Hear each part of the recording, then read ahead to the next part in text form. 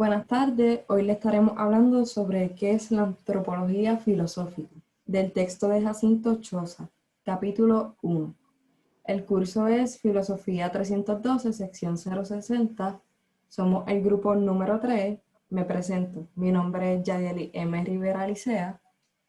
Mi nombre es Yadieli Ramón Colón. Y mi nombre es Alanis Daniela Ortiz Rodríguez. Existen tres grandes corrientes de la filosofía actual. Cabe mencionar que estas corrientes coinciden en líneas generales con las tres vías filosóficas abiertas a partir de Kant. Estas son movimiento positivista analítico, dialéctica y vitalista. El movimiento positivista analítico se ocupa de cuestiones de psicología, dedica una atención esmerada al tema de identidad personal, toca cuestiones como la relación entre mente y máquina o entre mente y cerebro, y pocas veces habla sobre la relación entre lo natural y lo artificial. Esta se dirige preferentemente a la comunidad científica. La dialéctica busca la conexión entre la filosofía y la sociedad.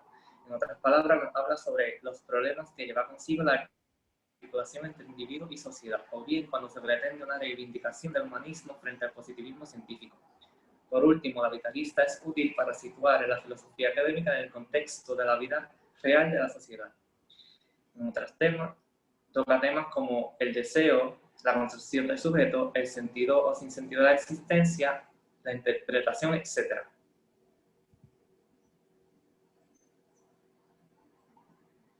Según Choza, este es el desarrollo de los conceptos de antropología y psicología. El término de antropología se desarrolla en el mundo anglosajón a la segunda mitad del siglo XIX, cuando la filosofía alemana reserva dicho término para los saberes etnológicos o para aquellos saberes de tipo sociológico que hacen cuestión de culturas particulares o nacionales.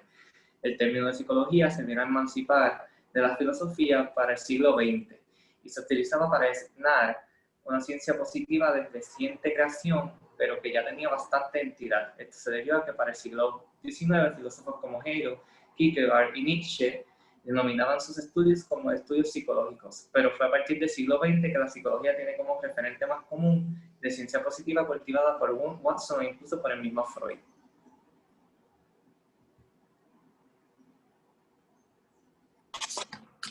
¿Cuál es el objeto de la antropología filosófica y en qué consiste la labor sintética de la antropología filosófica? Su correspondiente objeto es muy reciente en la historia del pensamiento filosófico, que sería el humano y sus características. Se remota más allá de los primeros años del siglo XX, cuando es acuñado en el seno de la corriente fenomenológica.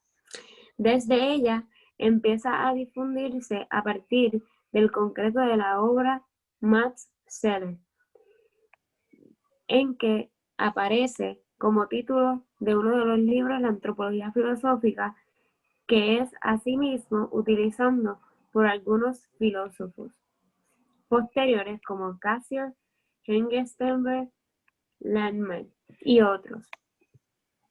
Los contenidos de la antropología filosófica que surgen en las corrientes fenomenológicas y existencialistas que se corresponde con contenidos de la antigua psicología racional.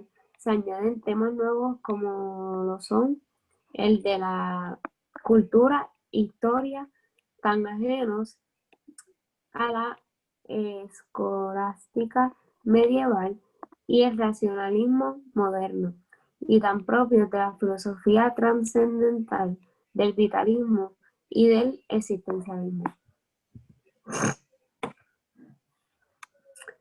Esa síntesis también había sido iniciada por la antropología filosófica germana, de manera similar a como ésta tuvo un desliz que coincide con el comienzo de la Segunda Guerra. El estructuralismo francés también experimentó desliz a finales de los 70, en el sentido de que deja de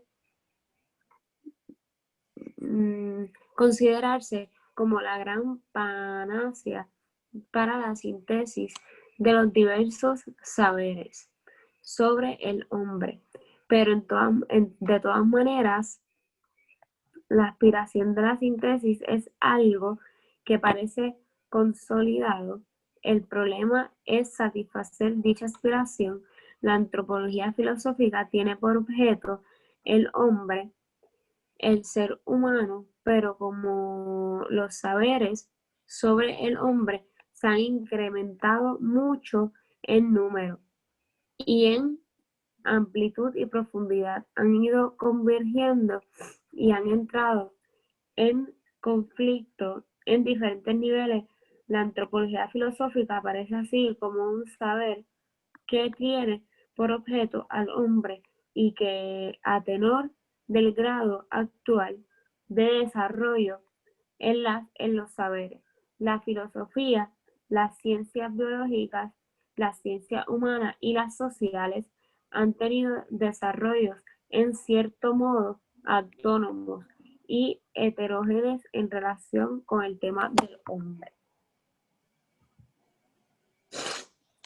El método de la antropología filosófica es una combinación del método de la ciencia empírica positiva o los tres métodos que el pensamiento filosófico ha logrado sus mayores desarrollos. Ha dado respuesta a los problemas que se presentaban al método inductivo-deductivo de la antropología clásica, el método reflexivo trascendental de la filosofía moderna y el método analítico fenomenológico de la filosofía contemporánea.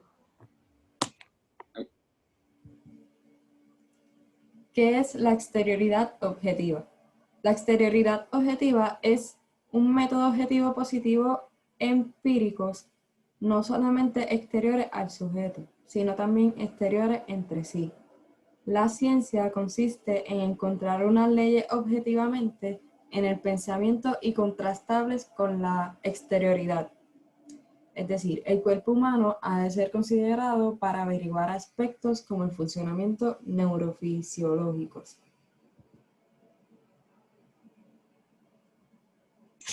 ¿Qué es la exterioridad subjetiva?